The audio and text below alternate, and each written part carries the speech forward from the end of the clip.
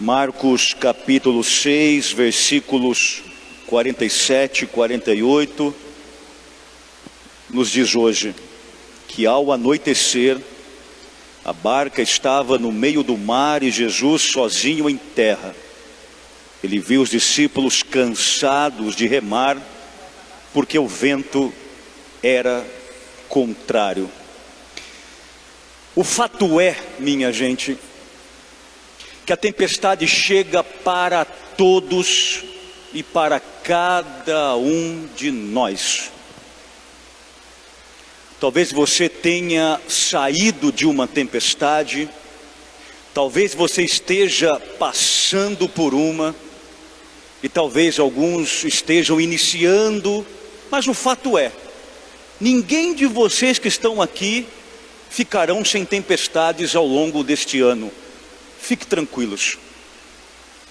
Mas a grande pergunta que nós fazemos, porque essa também certamente foi a pergunta que os discípulos fizeram nessa barca, é: onde está Deus quando o vento contrário, quando a tempestade chega na minha vida? Por que Deus demora tanto a vir me socorrer?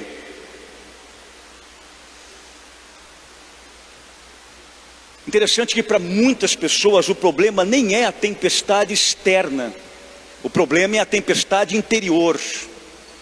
E essa tempestade que é causada muitas vezes porque nós estamos interpelando a Deus onde você está, onde o Senhor está, e nós não temos uma resposta. Muitos não obtiveram uma resposta. E aí a tempestade vai se agravando, a tempestade vai piorando. Jesus não chega, o socorro não nos alcança, a resposta da oração também não chega até os tímpanos dos nossos ouvidos. E é justamente aqui que nós nos perdemos, nos afogamos nas águas tempestuosas, nos perdemos diante do sofrimento, do abatimento, das contradições, das angústias, das dores, enfim, das tempestades existenciais. Mas há uma coisa interessante aqui. O versículo 45, que nós começamos a narrativa nesta noite, está dizendo uma coisa importantíssima, que geralmente quando se lê o Evangelho, ela passa desapercebida. Jesus obrigou os discípulos a entrarem na barca e irem para o outro lado da margem, enquanto ele fazia duas coisas. Primeiro, despedia a multidão. Que multidão? Aquela multidão que ele tinha acabado de saciar a fome com a multiplicação dos pães e dos peixes. Ele era muito educado, então automaticamente foi despedindo das pessoas, da população, da multidão. O povo foi indo embora, e ele naquele momento sobe para o monte, a sós, para orar. Mas os discípulos já estavam na barca, já no meio desse trajeto. De repente vêm os ventos contrários, vem a tempestade.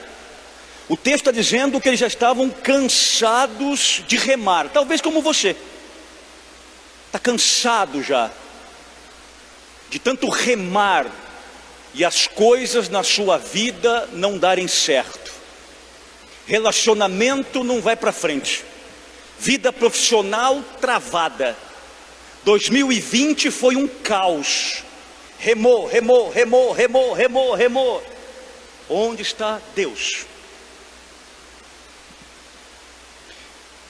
Não se pode ler a Bíblia somente com os olhos hermenêuticos, exegéticos, lá daquele contexto. É importante que nós tenhamos uma aplicação para este momento. Muitos vivem a tempestade dentro de casa. Muitos vivem a tempestade do desemprego, da depressão, de uma família totalmente destruída, dividida, de uma família que não se conversa, de uma família que não se ama, que não se respeita. Muitos vivem a tempestade da Covid-19, a tempestade do medo, da ausência de expectativas para este ano que acabou de começar. Eu não sei qual é o nome da tua tempestade, você sabe. E você está remando, está remando, está remando, está cansado, é claro. Você é ser humano, você é gente. E Deus, onde está? Então você pega o teu contexto e interliga, conecta ao contexto do texto de hoje. Onde estava Jesus? Estava no monte orando. Enquanto a barca estava recebendo as rajadas de vento, no meio do oceano, estava Jesus no monte orando. E aqui eu aprendo a primeira coisa: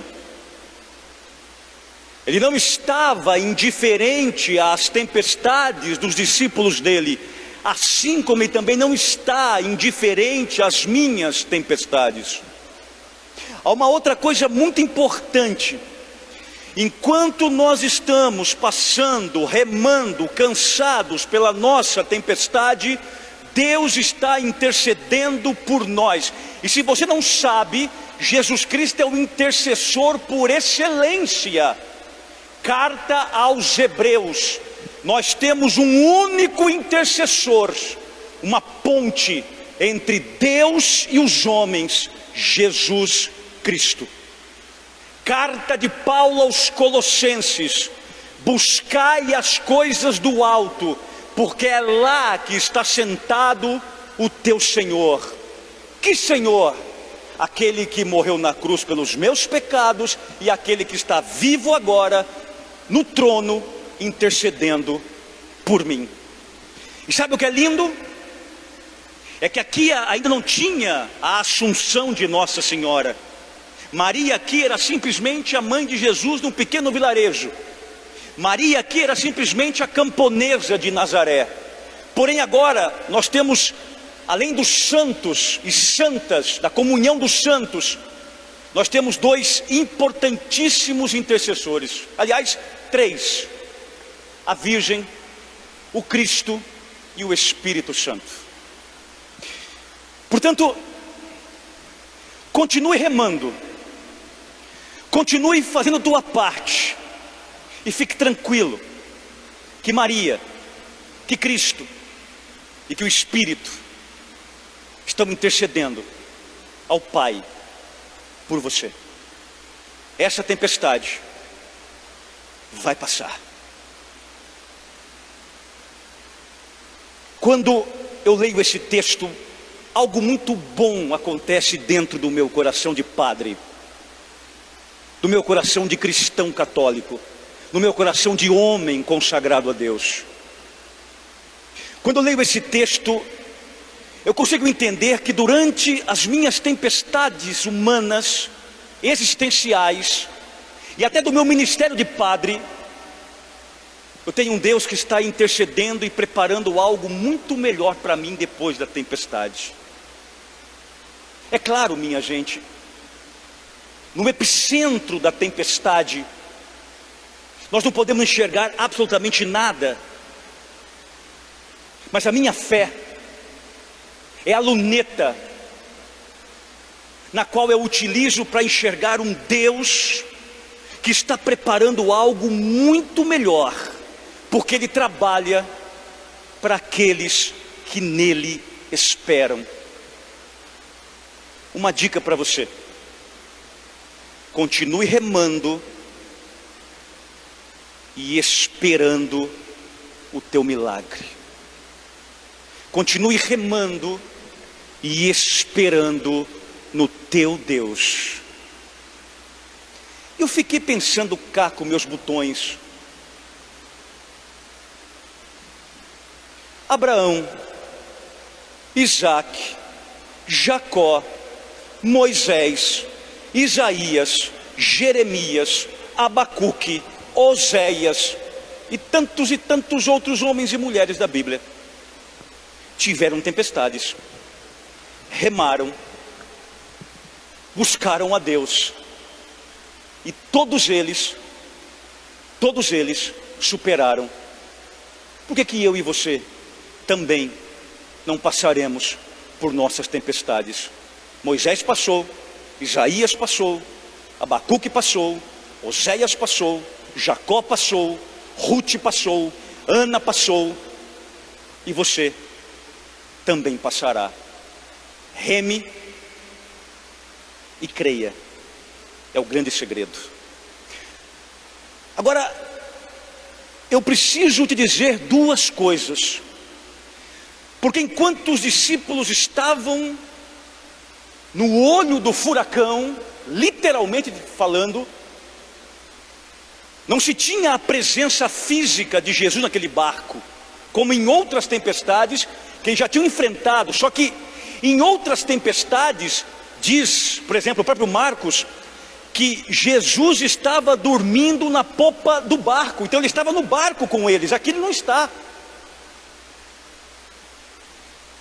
A primeira coisa que eu aprendo aqui é o seguinte: mesmo que eu não veja Jesus na minha tempestade, mesmo que eu não sinta Jesus na minha tempestade, não significa que Ele não está vendo-me e sentindo, e que Ele vai fazer alguma coisa por mim. Segundo, olhando para este evangelho, eu aprendo que ele nunca chega atrasado. Às 3 horas da manhã, Marcos faz questão de colocar o horário. Às 3 horas da manhã é o horário que ele vai chegar andando sobre as águas turvas, justamente para dizer para mim e para você: Deus não chega nem antes nem depois, Ele chega na hora da sua maior necessidade. E vamos lá, vamos fazer uma reminiscência psíquica, mental, neurológica. Quantas tempestades nesta vida você já passou? Quanto mais velho você for, mais tempestade você já passou. E por que é que você já passou por elas? Porque o teu Jesus não chegou nem antes, nem depois. Ele chegou na hora exata e salvou você. E é por isso que, apesar dos pesares, você está aqui no banco dessa igreja no começo de 2021. E vamos ser honestos: quantos de nós aqui nem éramos para estar aqui mais com vida, minha gente? Quantos de nós aqui já éramos para estar sepultado lá no João Batista ou no cemitério da Paz há muitos anos? E por que estamos aqui? Porque o Senhor das tempestades nos salvou, nos libertou, nos curou. Mas há um outro fator: Ele não chega atrasado, e ao mesmo tempo Ele é o Senhor, e nenhuma tempestade está fora do controle dEle. A tempestade às vezes está fora do meu controle, do teu controle, mas não do controle de Deus. Perceba uma coisa interessante, são os detalhes de um texto que é magnífico. Jesus não disse para a tempestade: para, que eu vou andar sobre as águas calmas, as águas serenas, as águas tranquilas. Não. O texto é claro, e São Mateus também narra o mesmo texto, com outros detalhes mais lindos ainda, que Jesus anda sobre as águas tempestuosas, turvas. Vejam vocês que Ele não acalmou a tempestade, andou sobre a tempestade, fez da tempestade a sua estrada para chegar até o barco dos discípulos. Lição: